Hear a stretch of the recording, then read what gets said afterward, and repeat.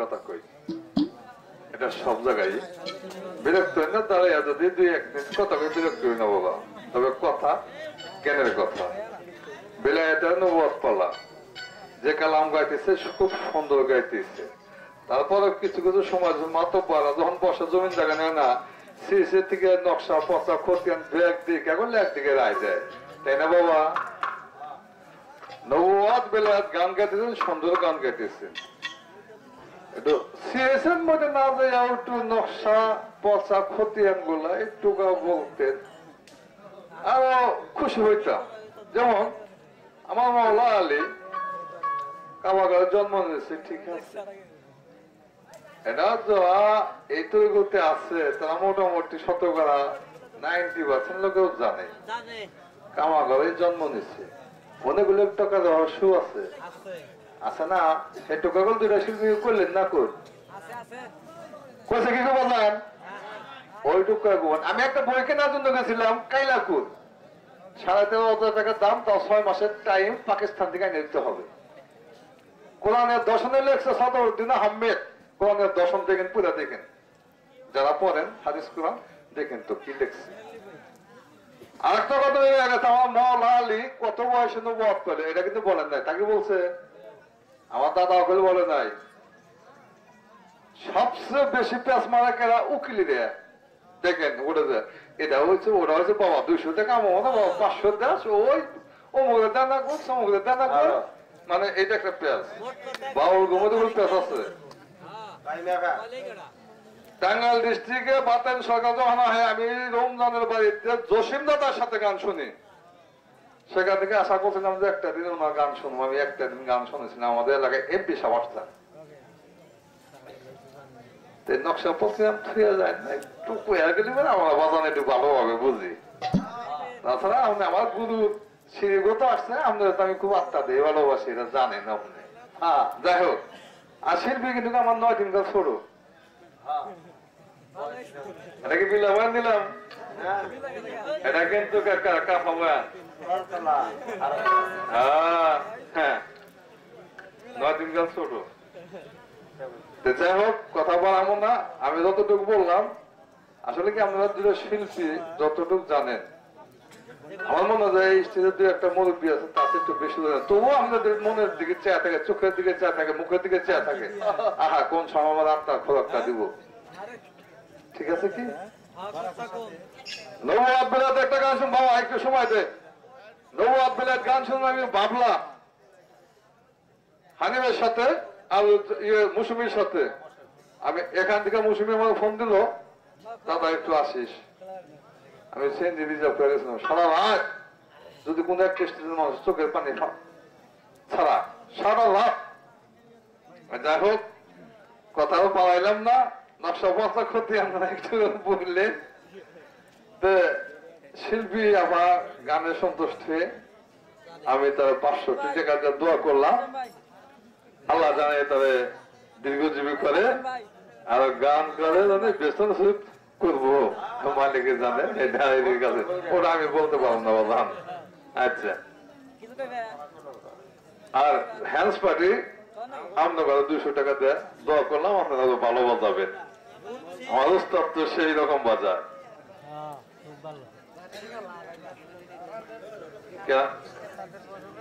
Mister ভাই আমাদের 1 লাখ দিছে ও ঠিক আছে আমরা 1 লাখ দিলে আমি এটা পকেটে রাখতাম মানুষের 6 জন আচ্ছা যাই হোক খাতার মিস্টার ভাই শিল্পী হওয়ার গানে সন্তুষ্ট আমি 100 টাকা দিছে আপনারা সবাই তার জন্য দোয়া করবেন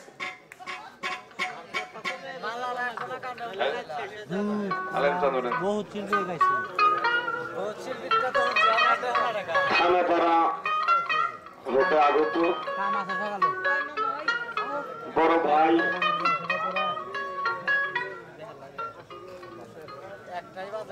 নিখন ভাই বড় ভাই নিখন ভাই শিল্পী সরকারের গানে সন্তুষ্ট হইয়া তাকে 100 টাকা দিয়ে দোয়া করেছে আর ঢোলবাজ নেই বলে খুব সন্তুষ্ট আর এটা দিছে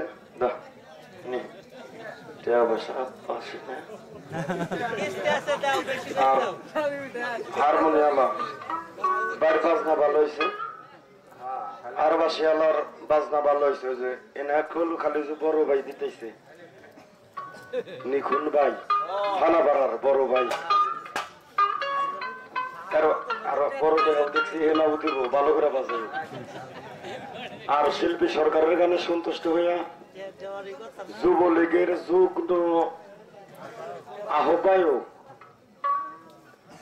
আলিম ভাই খোলাবাড়ি হতে আগত উনি আমার শিল্পী সরকারের 200 টাকা দিয়ে দোয়া করেছে ফ্যান নিকাও দোয়া করবেন ভালো মানুষ টেনে হয়েছে আরো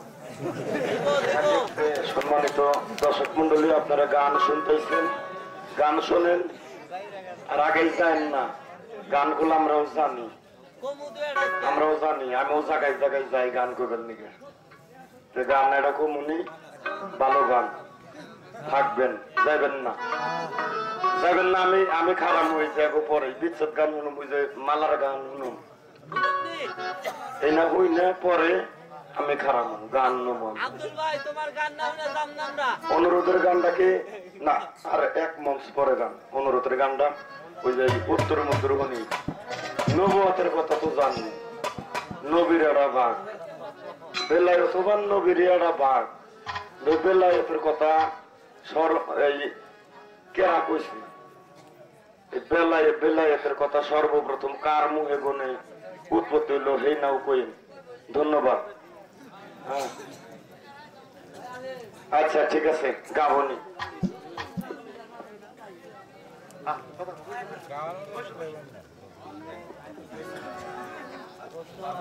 তো যাই হোক আমার এই ক্ষুদ্র কণ্ঠে গান শুনে অনেকে টাকা দিয়ে তো আশীর্বাদ করেছে আমার আদেশ সহ আপনারা জেনে আসছেন জানাই অন্তরস্থল থেকে ভক্তি করে সালাম আসসালামু আলাইকুম ওয়া রাহমাতুল্লাহি ওয়া বারাকাতুহু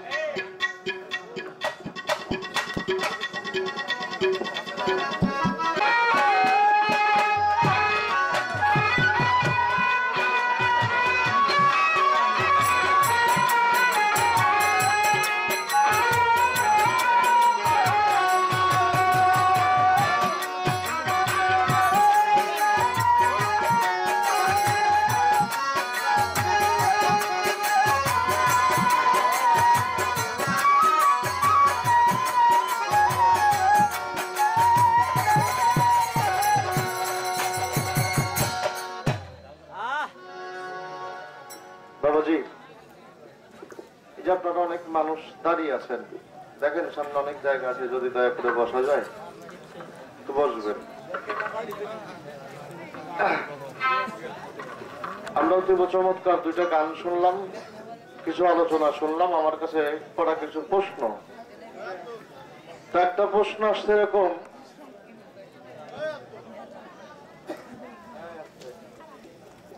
একটা প্রশ্ন আসছে মালা যে বিষয়টা একটা গানের অনুরোধ করছে ওর কাছে মালা রাখবই না রে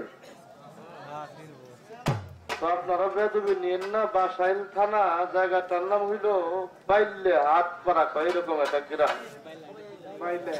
গানে গেছি তো গান হইল যে মির্জাপুরের বন্যার সাথে ওই যে হানিফ সরকারের হইলো ছেলের বউ বন্যা ওর সাথে হইলো গান তো এরকম তো ওর সাথে আবার দুইটা মেয়ে থাকে এরা হানিফ সরকারের মেয়ে ওরা খুব ভালো মানুষ বটে তো সারা রাত দোহারি করছে তো একজন কইছে যে মেয়েটার মুখে একটা গান আমরা একটু শুনি তো মনে করছে এই গানের জোয়ার ভালো তো এইটাই গাই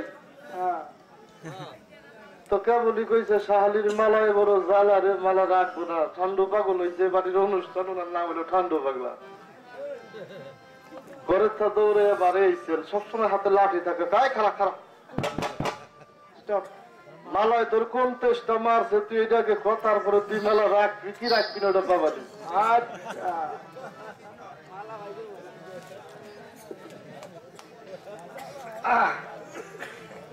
গানের ছন্দ বড় আনন্দ মাথা ঝুলাও তালে বুঝলা না জীবন্ত মানুষ বাবুলে কি বলে একটু বুঝার বলে নয়ন জলে ভাসবি চিরকাল কয় মহন্ত পার ঘাটে তোর ভয়ঙ্কর নিদান এটা শুধু তোর জন্য না আমার জন্য পারের ঘাটে নিদান সবারই অন্তত পৃথিবীটা মুমিনদের জন্য সওদার বাজার আমরা যেন কিছু সওদা করে নিয়ে যাই সেখানে নিয়ে যাই যেন মালিককে দেখাইতে পারি মালিক আমারে তুমি পৃথিবীতে পাঠাইছিল সওদা করার জন্য, এই পর্যন্তই না তোমার হাতে জমা দিতে পারলাম। আমরা যেন এতটুকুর মধ্যে থাকি। আরে কয়দিন ফল করবি, কয়দিন,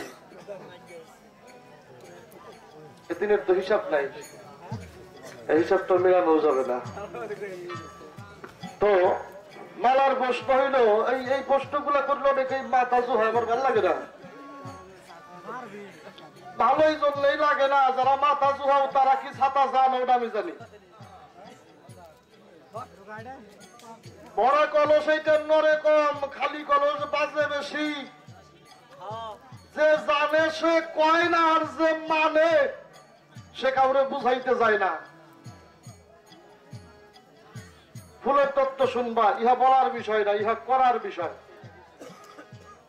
ফুল তত্ত্ব যদি শুনতে চাও, ইহা বলার বিষয় না, ইহা মঞ্চের আলোচনা না, ইহা কর্মের বিষয়। ইহা গুরু কর্ম করিয়া গুরুকে যদি কেউ সন্তুষ্ট করতে পারে, গুরু হইতে এই ফুলের রাস্তায় পন্থাটা একজন ভক্ত পায়। আর যেই ভক্ত এই ফুলের কর্ম করে দেখলি চেনা যায়। ওই যে সাধু গানের মধ্যে কইছে না, একটু বাজা তো, আখি তুইটা সালো সালো রে চার মৃদু হাসি বদন খানারে ভাব দেখলেই তার চাইবে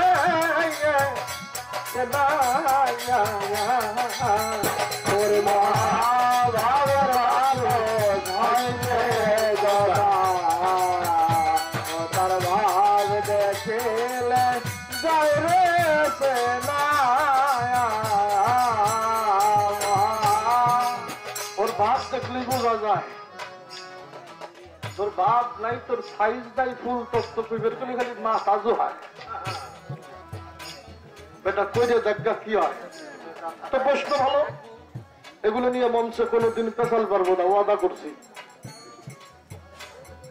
পেশাল যদিও না পারি, এর মূল মীমাংসা একটা গান তোমার শুনে, এটা গান শোনো। মধু নিলে কয় মৌমাছি, মধু নিলে কয় মৌমাছি, দেখ ফিরানেতে হয় বুলবুল। পয়লা গাছের পহেলা ফুল বাবা, পহেলা গাছের পহেলা ফুল।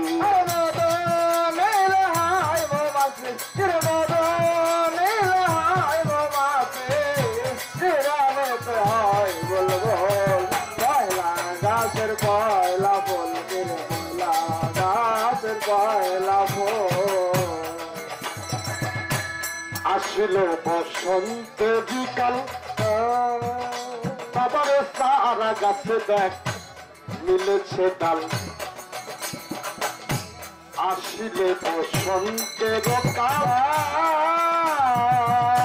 দেখিস সারা গাছেও মিলে রে ডাল। বন্ধে কেউ হইল না মাতাল, বন্ধে বন্ধে কেউ হইল না মাতাল বাবা, না বুঝে তার মূলা মূল। পয়লা গাছের পয়লা ফুল বাবা, পহেলা গাছের পহেলা ফুল।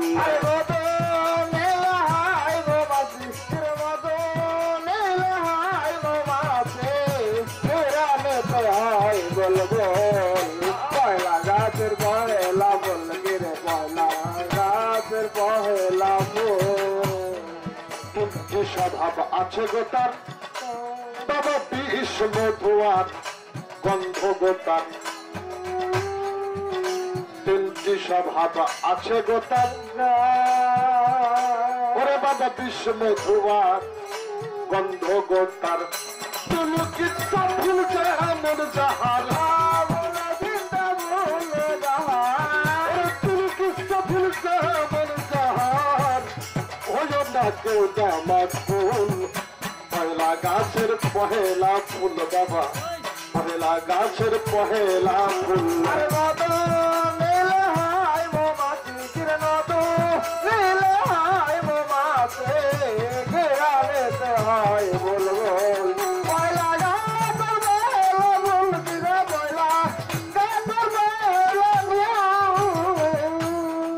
সে ফুলের ভেতর নয় তো সোজা সোজা বাবারে সকল ফুলে কই হয় না পূজা ওই ফুলের ভেদ নয় তো সোজা রমজান সকল ফুলে সাধু হয় না পূজা সংক্ষেপে তাই বুঝে নিবা সংক্ষেপে তাই বুঝে নিবা দেখতে যেমন শিমুল ফুল পহেলা গাছের পহেলা ফুল বাবা পহেলা গাছের পহেলা ফুল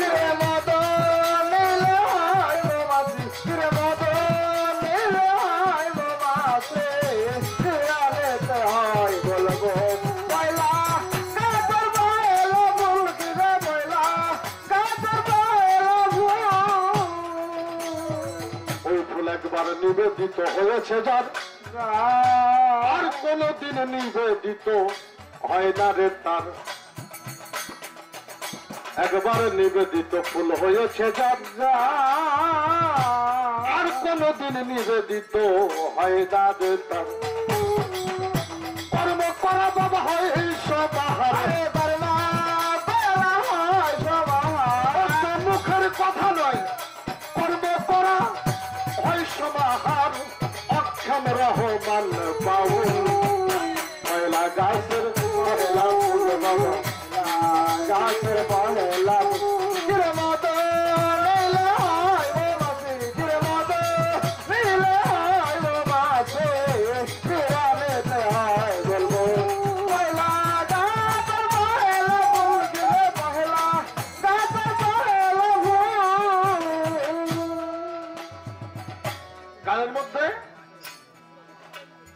এই ফুলের বিষয়টা আর পূর্ণাঙ্গ হিসাব কষা যদি কেউ করে থাকেন এই গানের মধ্যে যে ভাবে চেনানো আছে ইহা নির্ভুল সিধা করেন গা। এখন আসেন কাগজের মালা কাঁচা ফুলের মালা কাগজের মালা কাঁচা ফুলের মালা এই মালা সেই মালা নয় সেই মালার কথা সাধু বা সুফিবাদে বলা হয়। এই মালাটা হইল শোভাবর্ধন। এই যে আমরা স্টেজের মধ্যে মালা একজন আর একজনকে পড়াই এটা হলো শোভাবর্ধন, এর ভিতরে কোনো হাকিকত নাই, এটা শোভাবর্ধন। আর মালার কর্ম যারা করে এরা হইল আলাদা একটা বিষয়, এদের আলাদা একটা ভাব। মন্ত্রী সমাজনের একটা গানের মধ্যে উনি লিখছে আল্লাহ মোহাম্মদ আদম তিন দমে এক মেলে দম জেনে লাও দমের মালা গলে দম জেনে লাও দমের মালা গলে আল্লাহ মোহাম্মদ আদম তিন দমে এক মেলে দম জেনে লাও দমের মালা গলে দম জেনে লাও দমের মালা গলে। আল্লাহ মোহাম্মদ আদম একদমই তিন মেলে দম জেনে লাও দমের মালা গলে। কোরআন শরীফের মধ্যে বলা হয়েছে ইন্নাল মুসাল্লিনা হুয়াল্লাযিনা সালাতিহিম দাইমুন, মানুষ সব সময় সালাতে নিয়োজিত থাকো। আল্লাহ কইছে বান্দা সব সময় সালাতে নিয়োজিত থাকো। সব সময় সালাতে নিয়োজিত থাকাটা হইল সদা সর্বদা আল্লাহর নামে আল্লাহর ধ্যানে থাকা। তারা সব সময় এই নামের প্রেমে নামের ধ্যানে মজিয়া থাকে, ওরাই হইল নামের মালার পাগল, ওরাই ওই মালার মানুষ। তা করে বাহ্যিক জগতের মালা এটা লাগে না, তা করে নামের মালা এই যে কাঁচা ফুলের মালা কাগজের মালা এগুলি লাগে না, যারা সদা সর্বদা আল্লাহর নামের মালা হৃদয়ে জপন করে। গেল মালার বিষয়।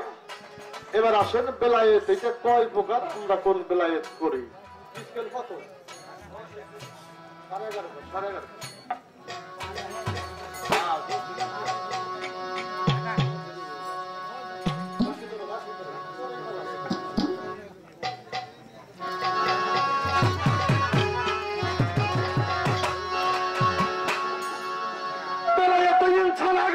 জানার মতো কইরা গান মানার মতো কইরা মানিকা মহব্বতের বাজারে নিজের ঘরে বৈশা যদি দেখিতে চাও মৌলারে, আপন ঘরে বৈশা যদি দেখিতে চাও খোদারে।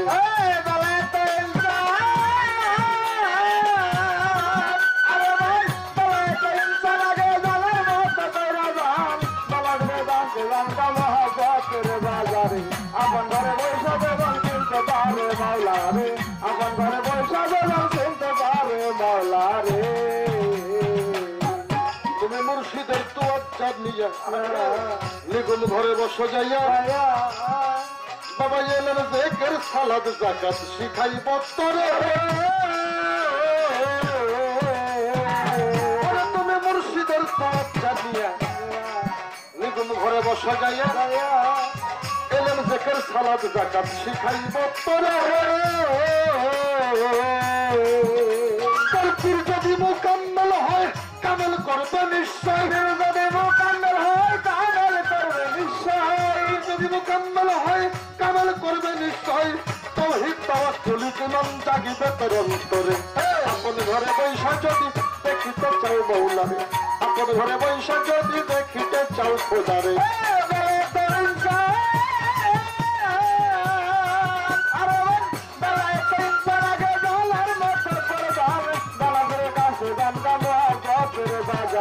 আপন ঘরে বৈশা বেগম শুনতে পারে মৌলারে আপন ঘরে বৈশা বেগম শুনতে পারে মৌলারে বাবা বেলায়েত কোবরা হাসিল করলো যারা মজবুত করেছে নিজের ইমানটারে ওরা দেখে বেলায়েত কোবরা হাসিল করলো যারা মজবুত করেছে নিজের ইমানটারে মানুষ নয় সামান্য যার কালাম হয়েছে চৈতন্য মানুষ নয় সামান্য যার কালাম হয়েছে মানুষ নয় সামান্য যার কলম হয়েছে চৈতন্য জনম ধন্য হয়েছে যাইয়া অলি আল্লাহর কাতারে আপন ঘরে বৈশা যদি দেখিতে চাও মৌলারে আপন ঘরে বৈশা যদি দেখিতে চাও খোদারে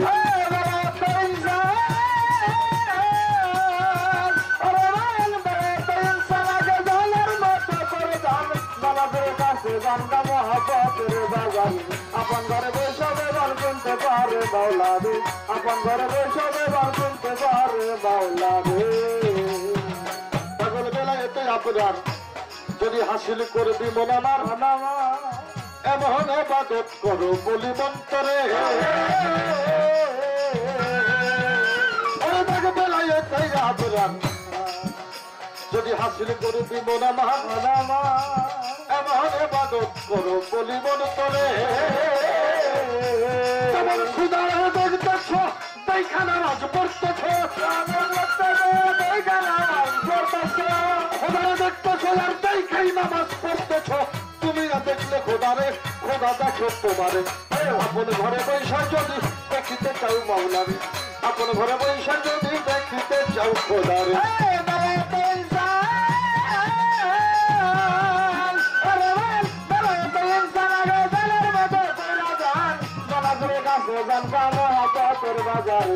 আপন ঘরে বৈশা বেগম শুনতে পারে মৌলারে আপন ঘরে বৈশা বেগম শুনতে পারে মৌলারে খোদার রহমত আর নিয়ামত সহি শুদ্ধ ইবাদত করনে মনুষ্যতা পাখি বরাদ ভরে খোদার রহমত আর নিয়ামত সহি শুদ্ধ ইবাদত তোমরা করবে মনুষ্যতা পাখি বরাদ ভরে কপাল বন্ধ কেনান ভাইয়ার চক্ষু অন্ধ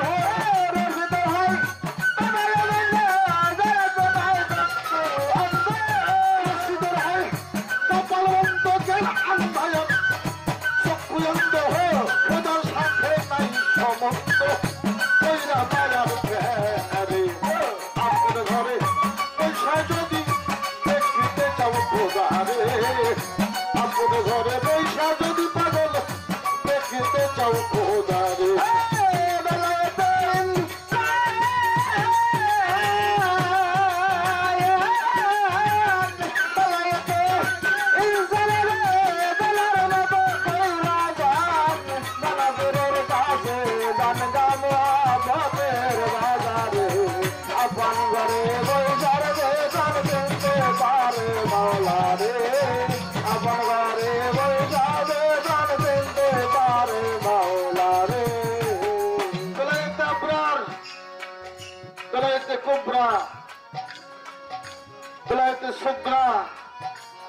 বেলায়েতে ইনসান, আমরা যে বেলায়েতের মধ্যে আছি একজন মানুষ আর একজন মানুষকে পূর্ণাঙ্গ মানুষ বানাবে।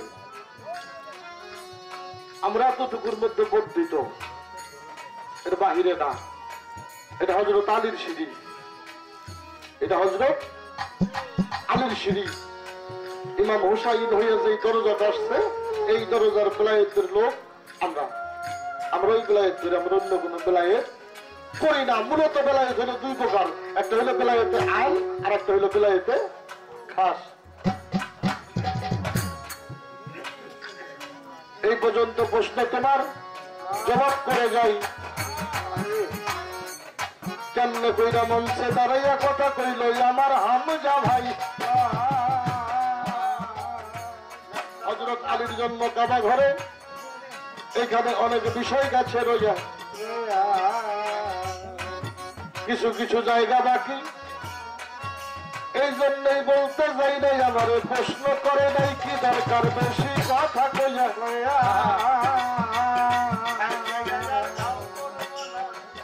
কি বাবা, বেশি কথার তো দরকার নেই, যা জিজ্ঞাসা করছে সেখানেই কথা শেষ। মূলত কথাটা হইল পৃথিবীর কেউ আসে নাই কাবা ঘরে, আমার নবীও না। হযরত আলীর জন্মটা কাবা ঘরে হইল, আল্লাহ পারেন এরকম কোন কিছু আছে বাবা? না না। ফাতেমা বিনতে আসাদ কাবা ঘর তওয়াফ করার জন্য গেল, আর এই সময় তার প্রসব বেদনা।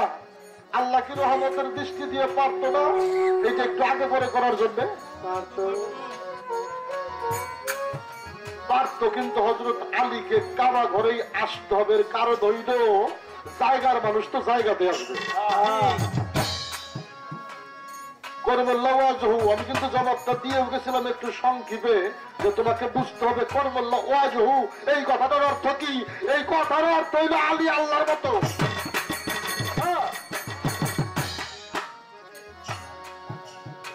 এই জন্য আলীর সিঁড়ি হয়ে আল্লাহরে চিনতে হইলে আলীর দরজা ছাড়া সম্ভব না। নবীজি বলছে মদিনা আলবে বাবুহা, মদিনা আলবে বাবুহা। আমার হযরত আলী হইল আমার এলেমের দরজা। আমি নবীর সাথে যদি কারো একবার দেখা হয়, আমার আলীর সাথে তার দুইবার দেখা করতে হবে। কেন? আমি যেই ঘরে যাইতেছি, এই ঘরের দরজায় যদি কেউ দাঁড়িয়ে থাকে, ঘরের ভিতরের মানুষটার সাথে দেখা করলাম, দরজা দিয়ে যাইতে তার সাথে আমার দেখা হয় নাই। আবার যখন বেরিয়ে আসতেছি তখনও দেখা হইছে। আগে আলী বুঝতে হবে, যার দেহে আছে আলী ওইল সমস্ত ফুলের বনমালী। যার দেহে নাই আলী, ওর সারা দেহটাই খালি, সারা দেহটাই খালি। আলী অর্জন করলেই শক্তি বোঝা যাবে। এখন এই যে যেই কথাটা বললাম, এর কোনো বিশেষ হাকিকত নাই। একদিন মসজিদে নববীর ভিতরে ইবনে আব্বাস হযরত আলীর কাছে কয়,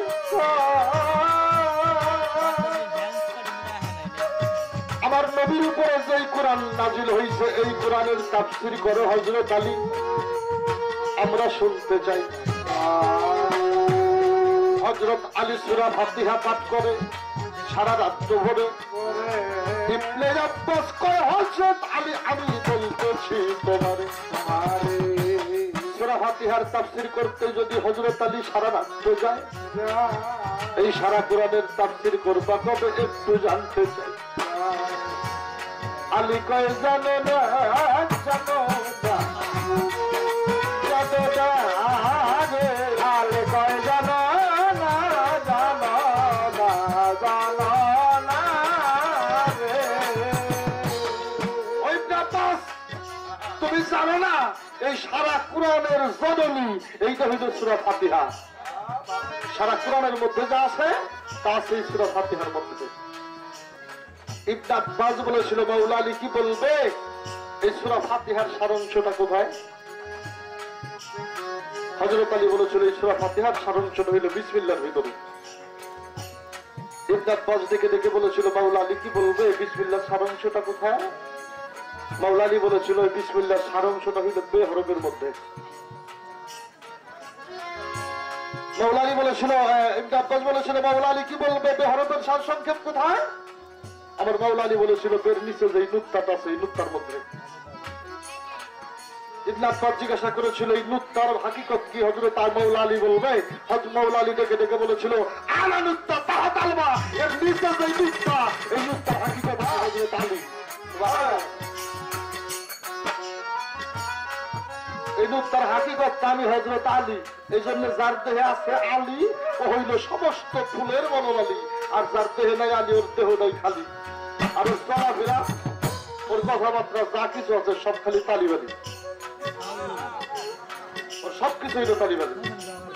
এই জন্য ইয়ার সাইজের একটা গানের মধ্যে লিখছে, তোমরা নামাজি হও যাইছো না রে, নামাজি হও যাইছো না রে ভাই, নামাজি হও যাইছো না, মুত্তাসিলে করো ঠিকানা, আগে ওই মুত্তাসিলে করো ঠিকানা, আরে মুত্তাসিলে করো ঠিকানা, আগে মুত্তাসিলে করো ঠিকানা, করো সেই মুক্তার আলাপ আলাপ, আরে ঘড়ি ঘড়ি হবে নামাজ বাবা ঠিক আছে তার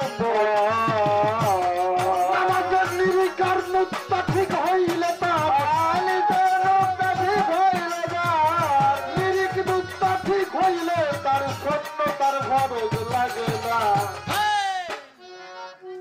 মুত্তাসিলে করে ঠিকানা, ইন্নাল মুসাল্লিনা হুয়াল্লাযিনা সালাতিহিম দাইমুন, সর্বক্ষণ সালাতে তারাই থাকিতে পারে যার নিরিকার নুক্তা ঠিক আছে। রজ্জবলী বাবাজান একটা গানের মধ্যে লিখছে, যার আছে নিরিক নিরাপন দিব্য নয়ন সেই পেয়েছে, যার নিরিকার নিরাপন ঠিক নাই তার কোনো কিছুই পাওয়া সম্ভব না। বেশি করে হামজা ভাই বাউল মঞ্চে বলা সম্ভব না, তারপরে যদি কোনো বিষয় থাকে আপনি একজন ভালো দয়ালের মুরিদ, আর এই ঘরটাই বিশ্ব মানবতার ঘর, বরিয়াবর দরবার। আর আমার আলিম বাবা যান ওনার বায়াত আপনি আরো কিছু জানার থাকলে সেখান থেকে জানতে পারবেন। বাউল মঞ্চের চেয়ে বেশি আলোচনা করাটা ঠিক হবে না। এবার আসেন, আপনারা বেদবি নিন না। এই কেন যেন একটা জায়গার মধ্যে মানুষ আমাদের বারবার যাইতে বলে, হ্যাঁ যাবো, আমরা চেষ্টা করি সেই জায়গাটায় পৌঁছানোর জন্য, কিন্তু আমাদের একটা ব্যক্তিগত দিক থাকে। গান করতেছে আপনাদের কারো খারাপ লাগতেছে? আপনাদের ভালো লাগা হইলে আমাদের সার্থকতা। প্রশ্ন করেছিলাম, আলোচনা করেছে। এবার একটা বিষয়, বাহির থেকে প্রশ্ন করবে এটা আমার অভ্যাস না, আর আমি পালার বাহিরে কখনোই নাড়াচাড়া করি না, এটা আমার একটা অভ্যাস। নবুয়ত হাতে, বুকে না পিঠে এরকম নাকি নড়াচড়া করছে। বাবা এই যে এখানে দাঁড়াই রয়েছি, যদি বসি তাহলে আমার গান শেষ নাকি? গান শেষ তাই বসি, মানে মাউথপিসটা আমার দরকার নাই, মাউথপিসটা চলে যাবে শিল্পী সরকারের কাছে। এই যে হাতের নবুয়ত এই যে সরিয়ে গেল, এর মধ্যে কোনো কারণ ছাড়া তো হয় নাই। কারণ কি? বুকে ছিল, এটা সরিয়ে গেল, কারণ কি? সরাসরি পৃষ্ঠে নয়। নবী মোহাম্মদ যখন পৃথিবীতে পদার্পণ করেছিলেন, এই নবুয়তটা ওনার স্কন্ধের মধ্যে দেখা গেছে, কবিতরের ডিমের ন্যায়। কি স্কন্ধের মধ্যে ইহা বড় বড় লোম দ্বারা আবৃত ছিল। মহরে নবুয়তে আমরা পৃষ্ঠের মধ্যে দেখলাম। খালি প্রশ্ন হইল ইয়া নাড়াচাড়া করলো কেন? এর মধ্যে উদ্দেশ্যটা কি? এই নাড়াচাড়া করার মধ্যে উদ্দেশ্যটা কি? এতটুকু যে যা কইব ভালো করে না বুঝলি বিপদ, বিপদ না খালি সমালোচনা হইব। এই নাড়াচাড়ার কারণ কি একটু জানার দরকার, আর কোন প্রশ্ন নাই। এ মিনতি করি বন্ধু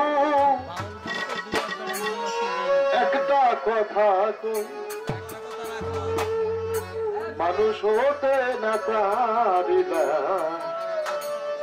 যেন মানুষ না হই। বাবা এটা যেন প্রত্যেকটা মানুষের হৃদয়ের কথা থাকে। আমি মানুষ হতে না পারিলেও যেন মানুষের হই, মিনতি করি মাওলা,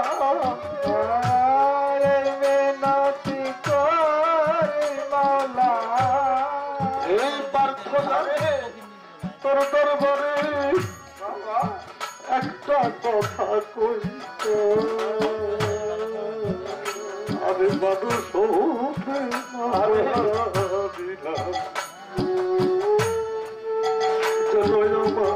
মানুষ না হই, মানুষ হতে না পারে না মানুষ না হই, মানুষ হতে না পারিলাম মানুষ না হই। আশা জোর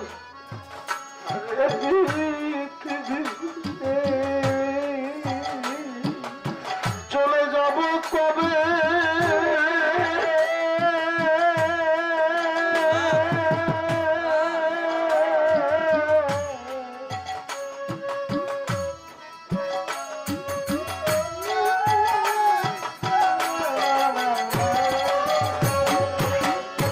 বাবা আশা যাওয়ার পৃথিবী যদি না চলে যাব কবে, থাকবে না এই মাটির দেহ, স্মৃতি পড়ে যাবে। আমি বাঁচিতে চাই সবার মাঝে, বাঁচতে চাই সবার মাঝে, আমি বাঁচিতে চাই সবার মাঝে, যেন সবার স্মৃতির মাঝে রই। আয় মানুষ হতে না পারিলাম, অমানুষ না হই, মানুষ হতে না পারিলে অমানুষ না হয়,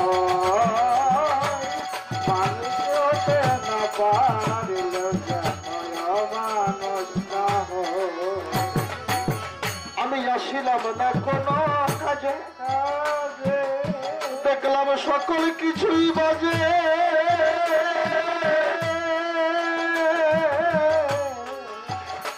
মায়াময় দুনিয়া এসে সাজলাম কত সাজে,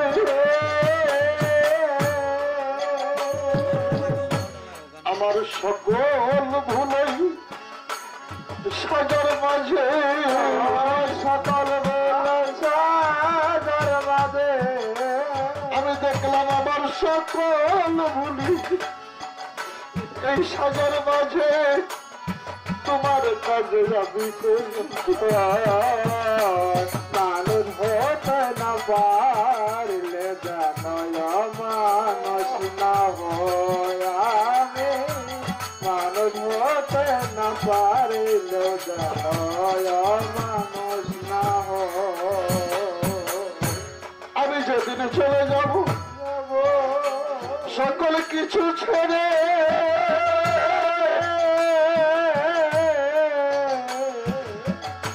মাটি দেবে এই মাটির দেহ, আর সবই রবে পড়ে, পাগল তারা পাবে কারে, পাবে তারে, পাগল তারা পাবে তারে, পাগল তারা পাবে তারে, সেদিন পাগল তারা ভাই পাবে কারে, সেখানে মাত্র আমি একা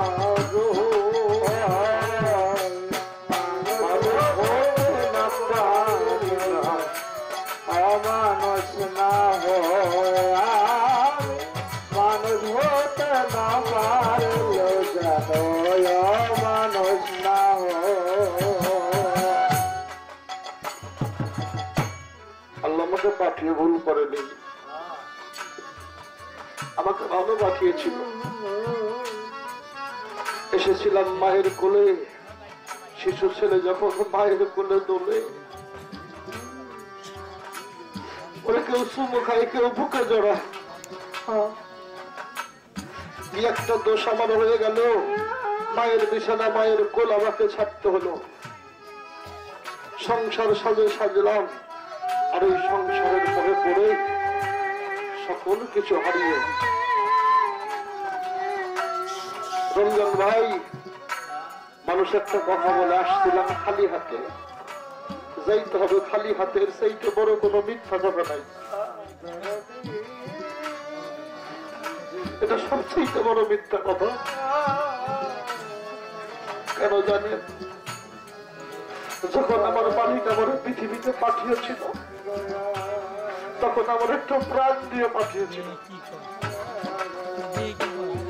আমি যখন পৃথিবী থেকে চলে যাই, আমার এই পান পাখিটাকেও হারিয়ে যেতে হয়, হারিয়ে যেতে হয়। মিনতি করি বন্ধু, এই মিনতি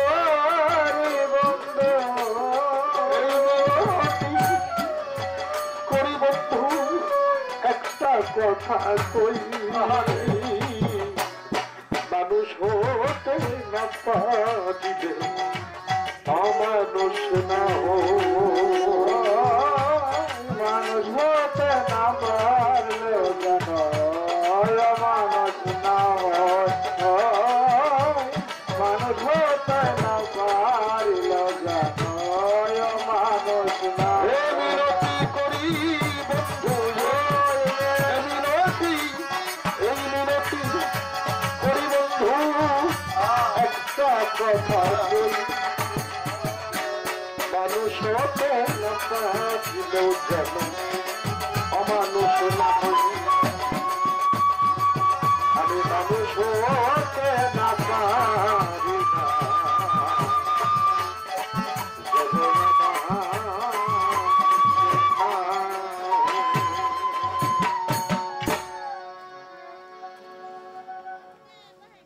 ঝরনাতে তুমি মম প্রিয়তম, কেহ নাই তোমারই সম, সর্বপরাধ ক্ষম শ্বেত বরণ গুরুর হাতে।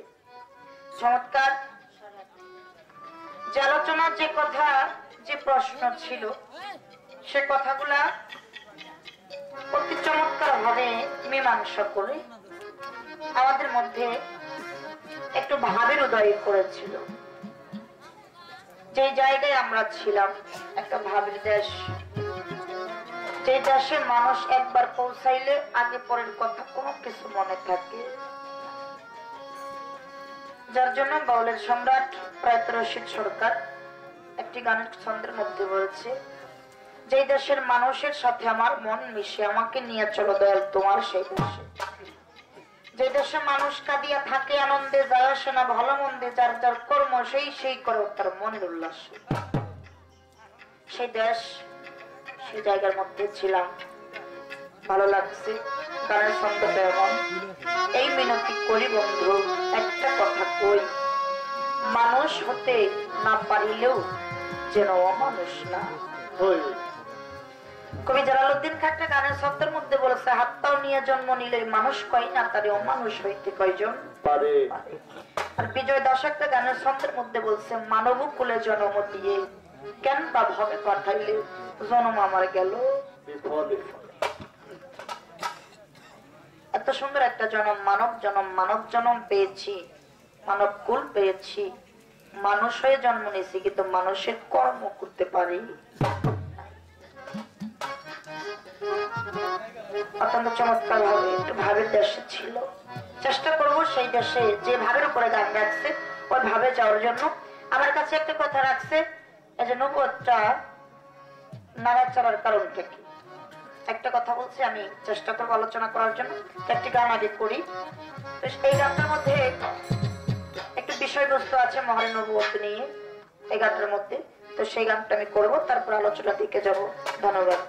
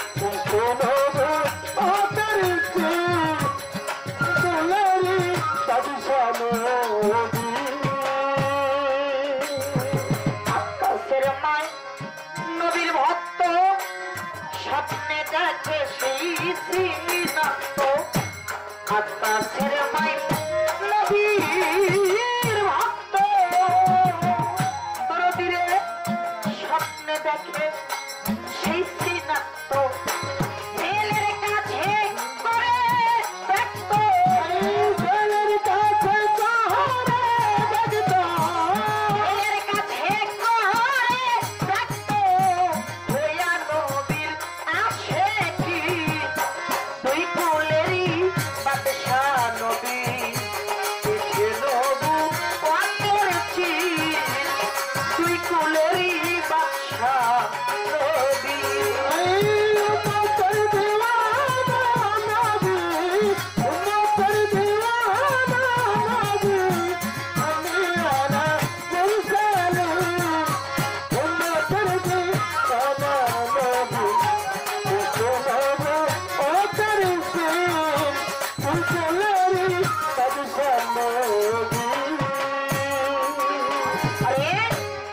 নবুয়তী দেখার আশায় আকাশ রইল সে অপেক্ষায় নবুয়তী দেখার আশায় ভক্ত আকাশ রইল সেই অপেক্ষায় একদিন সুযোগ দিল মাওলা একদিন সুযোগ দিল মাওলা একদিন সুযোগ দিল মাওলাই জমা দিয়া হয় মমি দুই কুলেরই বাদশাহ নবী দেখে নবু অন্তরেছি দুই কুলেরই বাদশাহ নবী নবী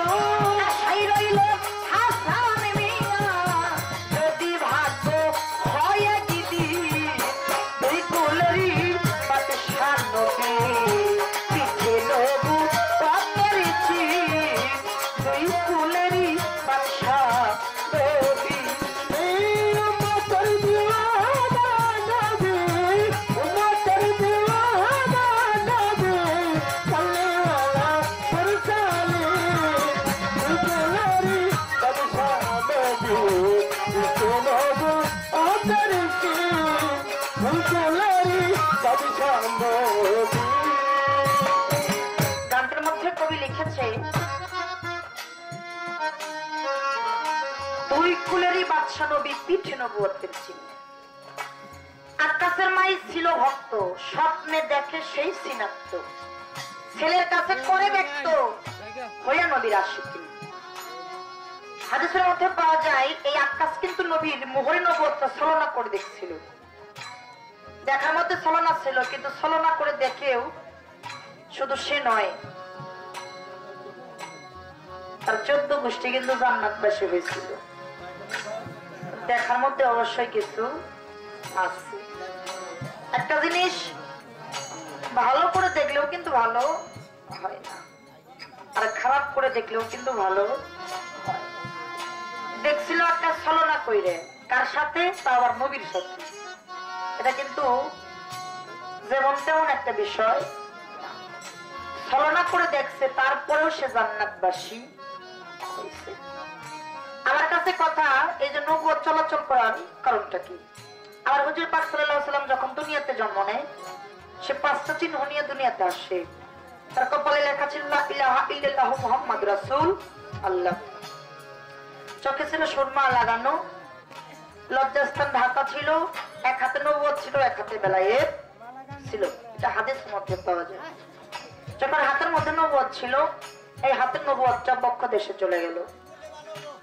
যখন বক্ষ দেশে চলে গেল, এই আলোচনাটা একটু সে সৃষ্টির থেকে আসে। আমার দয়াল নবী যখন রুহু জগতে ছিল, আমার দয়াল নবী আমার মাওলার দরবারে সেজদায় লুটে পড়ল, সমস্ত নবীদের রুহুর সামনে। আর যখন সমস্ত নবীদের রুহুর সামনে আমার হুজুর পাক সাল্লাল্লাহু আলাইহি ওয়াসাল্লামের রুহু মুবারক সেজদায় পড়ে গেল, আমার দয়াল নবীর রুহুর নূরের তাজিল্লিতে অন্যান্য নবীর রুহুর একটু আলো কমে গেল। তখন সমস্ত রুহুরা মাওলা দরবারে ফরিয়াদ করলো, মাওলা এটা কেমন? এর বিষয়বস্তু বুঝলাম না। তখন আমার আল্লাহ পাক সমস্ত রুহুদের সাথে আমার নবীর রুহুটাকে পরিচয় করিয়ে দিল। যখনই পরিচয় করিয়ে দিল, তখন সমস্ত রুহু সেই সৃষ্টি জগতে আমার নবীর রুহুর কাছে আহলে বায়াত গ্রহণ করে ছিল। আর যখনই সেজদায় পড়ে গেল, তখনই আমার আল্লাহ পাকের কুদরতি দৃষ্টি তার পৃষ্ঠদেশে পড়ে যায়। যখনই পৃষ্ঠদেশে পড়ে যায়, তখনই ওই বক্ষের নবুয়তটা আমার দয়াল নবীর পৃষ্ঠদেশে চলে যায়। আর যখনই পৃষ্ঠদেশে চলে গেল, ওই জায়গায় যে একটা আকৃতি ধারণ করলো, সেটা হচ্ছে কবুতরের ডিমের নাই। এটা হাদিস প্রমাণ করে। দয়াল নবীর বিশ্ব নবুয়তের মধ্যে এটা আসছে। যখনই ওই জায়গায় যে আকৃতি ধরলো, সেই আকৃতিটা হলো মোহরে নবুয়তের আকৃতি, একটা কবুতরের ডিমের নাই। যেমন আজকে আলিমের বাড়িতে আমরা দাঁড়িয়ে আসছি, তার বাড়িটা কিন্তু একটু দূরে, তাই না বাজার? অনুষ্ঠানটা কিন্তু হইতেছে অন্য জায়গায়। তাহলে বোঝা যায় এই জায়গাটাই অনুষ্ঠান করার জন্য একটা মক্ষম জায়গা। নবুয়ত হাতে ছিল, বক্ষ দিছিল, পৃষ্ঠদেশে চলে গেল, ওইটাই ছিল একটা মক্ষম জায়গা, সঠিক জায়গা, যার জন্য পৃষ্ঠদেশে চলে যায়। কবুতরের ডিমের নাই আকৃতি দেখলো আক্কাস ছলনা কইরা। এই আক্কাস বাদ দিয়ে আরো 2জন ব্যক্তি দেখছিল। একটা হচ্ছে আক্কাসের মা, এটা স্বপ্ন যোগে দেখছিল, আর একটা ছিল বহিরা পাদ্রী, সে ছিল খ্রিস্টান। এই আক্কাস দেখছিল ছলনা কইরা। যখন মায়ের কাছে স্বপ্নে, যখন মাই দেখলো মোহর নবুয়ত স্বপ্নে, তখন আক্কাস শুনতে পারলো মায়ের কাছে স্বপ্নের ঘটনা। তখন আক্কাসের মনে একটু লোভ জাগলো, আমি মোহর নবুয়তের মধ্যে চুম্বন করে আমার জীবনের গুনাহ খাতা মাফ করবো। আক্কাস অনেকদিন আশাই ছিল এই ছলনাটা করার জন্য, কবে আমার এই ছলনাটা পূরণ হবে। একদিন আমার হুজুর পাক সাল্লাল্লাহু আলাইহি ওয়াসাল্লাম অসুস্থ হয়ে পড়লেন। আমার হুজুর পাক বিছানায় শুয়ে আছে, মাওলা আলী ঘরের বাহিরে আসছে, আর সাথে অনেক সাহাবাগণ। মাওলা আলী দুটি চোখের পানি ছেড়ে দিয়ে বলল, আমার হুজুর অসুস্থ, আপনারা সবাই আসছেন, আপনাদের কাছে আমার একটা কথা, আমার হুজুরের কাছে কি আপনারা কোনো কিছু পাওনা আছেন? যদি থাকেন আমার যদি একটু বলেন, আমি চেষ্টা করবো তাহা পূরণ করার জন্য। কেউ কোনো কথা বলে না, সবার চোখে পানি। আকাশ তখন মনে মনে চিন্তা করে, এই তো আমার সময় চলে যায়, এই সময়েও যদি আমি দেখতে না পারি, তবে আর মোহরে নবুয়ত দেখতে পারবো না। মাওলা আলী একে একে 3 বার বললেন। 3 বারের কালে আকাশ মাঝখান থেকে উঠে দাঁড়িয়ে বলল, আমি নবীর কাছে একটা জিনিস পাওনা আছি। মাওলা আলী বলে কি? আক্কাস বলেছিল আমি নবীর কাছে একটা বাড়ি পাওনা আছে। আমার নবী আমার গায়ে একটা বাড়ি মারছিল, আমি নবীর গায়ে একটা বাড়ি মারতে চাই। মাওলা আলী দুটি চোখের পানি চাইটা দিয়ে কই এই কথাটা একবার বলছো, দ্বিতীয়বার আর বইল না। তোমার একটা নয় শত শত বাড়ি মারা যদি দরকার থাকে তুমি আমার গায়ে মারো, তোমার হুজুরের নামটা। মাওলা আলী গায়ের জামাটা খুলে দিছে, আমার পৃষ্ঠে বাড়ি মারো। আক্কাস কয় তুমি তোমার বাড়ি দাও নাই? দিছে নবী, আমি নবীর গায়ে বাড়ি দিব। ঘরের ভিতর থেকে আমার নবী শুনে আমার হুজুর পাক ডাক দিয়া কয় আলী আরে ঘরের ভিতরে আসতে দাও। আক্কাস চলে গেছে ঘরের ভিতরে। আমার হুজুর বলে আমাকে বাড়ি মারলে কি তোমার মনে শান্তি হবে? আপনি একটা বাড়ি মারছেন, আমি একটা বাড়ি মারব। কয় মারো। গায়ের জামাটা যখন খুলতে চাই তখন আক্কাস বলে হুজুর যেদিন আপনি আমাকে বাড়ি মারছিলেন সেই জায়গায় আমি আর আপনি ছাড়া তৃতীয় কোনো ব্যক্তি ছিল না। আজকে ওই জায়গায় তৃতীয় কোনো ব্যক্তি থাকবে না। আমার হুজুর মাওলা আলীকে ডাক দিয়ে বলে আলী ঘরের বাহিরে চলে যাও। যখন ঘরের বাহিরে চলে গেছে আমার হুজুর পাক সাল্লাল্লাহু আলাইহি ওয়াসাল্লাম ডাক দিয়ে বলে আক্কাস আমাকে বাড়ি মারো। বলে হুজুর যেদিন আপনি বাড়ি মারছিলেন আমার গায়ে কোনো জামা ছিল না, আজকে আপনার গায়ে কোনো জামা থাকা চলবে না। আমার হুজুর পাক সাল্লাল্লাহু আলাইহি ওয়াসাল্লাম যখন গায়ের জামাটা খুলতে লাগলো, যখন গায়ের জামাটা বললো মোহরে নবুয়তটা ঝলক দিয়ে উঠলো। আক্কাস আর দেরি করলো না, দৌড়াইয়া যায় মোহরে নবুয়তের মধ্যে একটা চুম্বন করলো। যখন চুম্বন করলো আমার হুজুর পাক সাল্লাল্লাহু আলাইহি ওয়াসাল্লাম আক্কাসকে বুকের সাথে টান দিয়ে ধইরা দুটি চোখের পানি ছাইড়া দিয়ে বললো আক্কাস তুই কি করলি? বলে না ছিলি গায়ে বাড়ি মারবি। আক্কাস দুটি চোখের পানি ছাইড়া দিয়া কেঁদে কেঁদে বলে হুজুর আমি ছলনা করছি আপনার সাথে, আমার অপরাধ হয়ে গেছে। আমার এই অপরাধের বিনিময়ে আমাকে যে শাস্তি দিবেন আমি সেই শাস্তি মাথা পেতে নেব। আমার হুজুর বলে আক্কাস রে তোমার কোনো অপরাধ হয় নাই, বিনিময়ে তুমি সহ তোমার 14 বস্তার জান্নাতবাসী হয়ে গেল। ছলনা করে দেখছিল আক্কাস, কিন্তু ছলনার মধ্যে প্রেম ছিল, বিশ্বাস ছিল, মহব্বত ছিল। যার জন্য ছলনা কইরা আমার হুজুর পাকের সে রহমত পাইলো, আরশের ছায়ার নিচে জায়গা পাইলো। আর বাজান আমরা ওই রকম দয়ালকে ভালোবাসতে পারলাম না। আর যদি বাসতাম তাহলে আজকে এই দশাটা হইতো না। সাইজে একটা গানের মধ্যে বলছে মোর দশা কি এমন হয় আমি ওই চরণের দাসীর যোগ্য। যদি দয়ালকে চিনতাম, দয়ালকে বসতাম, তাহলে আজকে আমার এই দশাটা হতো না। বাজার এখনকার যুগে ডিজিটাল বাংলাদেশ, সবকিছু ডিজিটাল হয়ে গেছে। মা বাবার কথা বললে ভালো লাগে না, দয়ালের কথা বললে ভালো লাগে না, আমার নবী আল্লাহ রাসূলের কথা বললে ভালো লাগে না। এই জনজগতের বুকে ভালোবাসার মানুষ অনেকই আছে, অনেক পাওয়া যায়, কিন্তু বিনা স্বার্থের ভালোবাসার মানুষ 3 জন। তার একজন হচ্ছে জনম দুঃখী মা, সেই মার ভালোবাসায় কোনো স্বার্থ নাই। মা শুধু সন্তানের কাছে চাই সন্তান যেন শুধু একটা মা কুইয়া ডাক দেয়, আর কোনো কিছু না। আরেকজন হচ্ছে জন্মদাতা বাবা, নিজে না খাইয়া সন্তানের মুখে খাবার তুইলা দেয়। আরেকজন হচ্ছে যার যার মুর্শিদ, ভক্তের সমস্ত দুর্গুণ নিজের কাঁধে তুইলা নেয়। এই জড়জগতের বুকে 3 জন ব্যক্তির মধ্যে যেই সন্তান মা হারিয়েছে, বাবা হারিয়েছে, তারাই জানে মা বাবা হারার যন্ত্রণাটা কি। আর যেই ভক্ত মুর্শিদ হারিয়েছে সেই ভক্ত বুঝে মুর্শিদ হারার যন্ত্রণাটা কি। আজকে আপনারা এই জায়গায় অনেকেই আছেন, হয়তো এই দেখাটাও শেষ দেখা মনে হতে পারে, বলা যায় না কার কোন সময় পারের ডাক এসে যায়। আমি ছোট মানুষ একটা কথা বলে যাই, আপনারা এই জায়গায় যিনারা আছেন একটা জিনিস লক্ষ্য করে দেখবেন বাবা, যাদের ঘরে মা আছে আর বাবা আছে, এখন আমরা সবাই মহামারীর মধ্যে আছি, করোনা ভাইরাস। একে অপরের কাছ থেকে দূরত্ব থাকার কথা, তাই বলে কি মা সন্তানকে দূরত্ব করছে?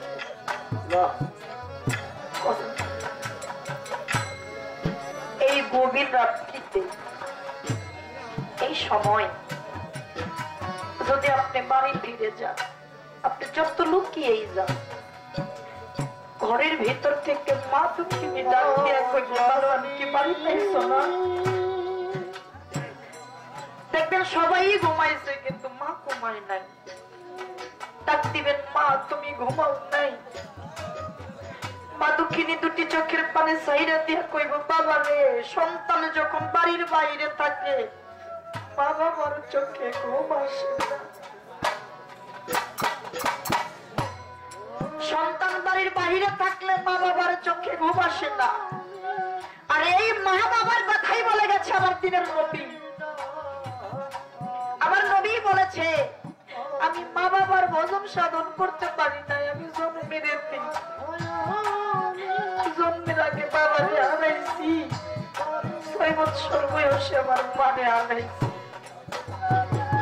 আমি মায়ের ভালোবাসা বাবার স্নেহ কোনদিন পাই নাই।